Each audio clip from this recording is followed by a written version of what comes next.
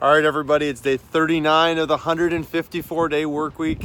Live this time, I guess, from Harbor Town here in Hilton Head, South Carolina. You can see the lighthouse there behind me. If you look, it's going to get a little windy, but you can see the RBC logo.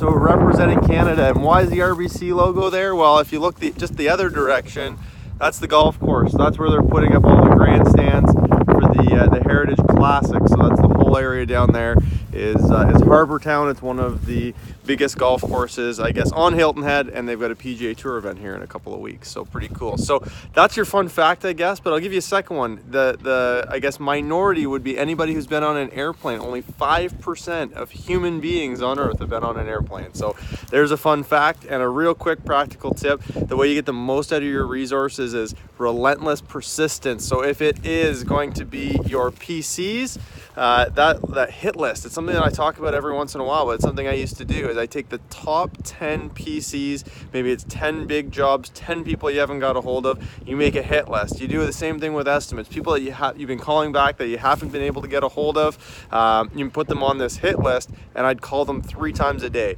8:30 in the morning, 9:30 in the morning, sometime in there, early afternoon, and again in the evening. And some people think that they're going to be bugging somebody, but you're not really bugging somebody. If they're not answering the phone, often it's because they don't know who it is and they're not going to pick up. So we've all done it where we get a call from somebody, we don't recognize the number, so we don't pick it up. If it calls 3, 4, 5 times and you answer, you're like, hey, I was actually giving you a call back like I said I would. The courtesy piece of that is a big favor. So if somebody was calling me, I almost feel bad. I'm like, oh man, they've been chasing me around. So the relentless persistence, put them on the hit list, call them multiple times a day, and use multiple methods to get a hold of those people. Make sure if they're on that list that they've got a call from you, that they've got a text message from you if you've got one of their cell phone numbers, and often you can tell if it's a cell phone number by listening to their voicemail, and make sure they get an email from you as well. And again, that points out just the importance of getting people's emails and cell phone numbers this year. It gives you multiple ways to get a hold of somebody versus just giving them a call. So there it is. There's the I guess the tip.